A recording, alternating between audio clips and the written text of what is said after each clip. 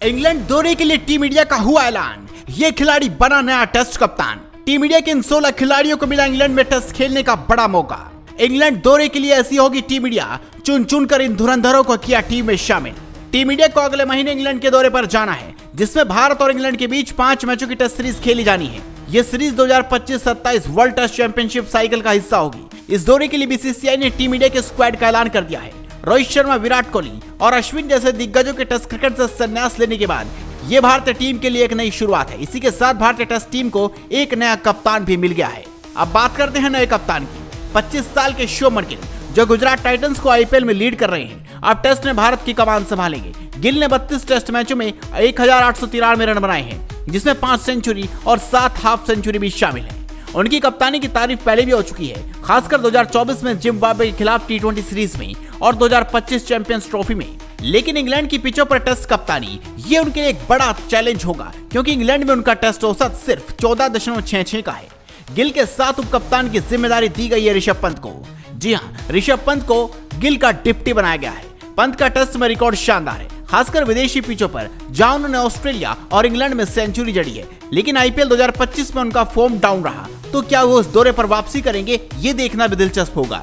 अजीत अगरकर की अगुवाई वाली सिलेक्शन कमेटी ने इंग्लैंड दौरे के लिए एक युवा टीम इंडिया को चुना है। जायसवाल, अभिमन्यु ईश्वरन सलामी बल्लेबाजी की जिम्मेदारी संभालेंगे। साई सुदर्शन और करुण नायर को मिडिल ऑर्डर में जगह दी गई है, जो विराट कोहली की अनुपस्थिति में नंबर 4 की भूमिका निभाएंगे। ऋषभ पंत को कप्तान बनाया गया है और वो विकेट कीपिंग के साथ साथ मिडिल ऑर्डर में अहम भूमिका निभाएंगे। ध्रुव जुरेल को दूसरा विकेट कीपर चुना गया है। इस स्क्वाड में कुछ नए चेहरे भी शामिल हैं। साई सुदर्शन, जो आईपीएल 2025 में ऑरेंज कैप की रेस में टॉप पर हैं, जिन्हें पहली बार टेस्ट कॉल अप मिला है। करुण नायर भी वापसी कर रहे हैं, जिन्होंने रणजी ट्रॉफी और विजय हजारे ट्रॉफी में रनों का अंबार खड़ा किया है। वहीं अर्शदीप सिंह को टेस्ट डेब्यू का मौका मिला है, क्योंकि मोहम्मद शमी की फिटनेस और फॉर्म पर सवाल उठ रहे थे।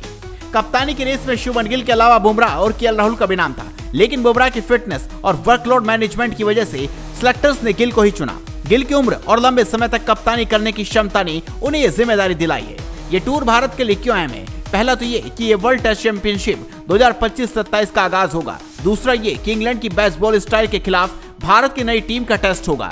ये सीरीज 20 जून से लीड्स में शुरू होगी। इसके बाद बर्मिंघम, लॉर्ड्स, मैनचेस्टर और कैनिंगटन ओवल में मैच होंगे। भारत ने आखिरी बार 2007 में राहुल द्रविड़ की कप्तानी में इंग्लैंड में टेस्ट सीरीज जीती थी। क्या गिल की अगुवाई में भारत इतिहास दोहरा पाएगा? ये देखना दिलचस्प होगा। तो चलिए अब एक नजर डालते हैं इंग्लैंड दौरे के लिए 16 सदस्यीय भारतीय टीम पर।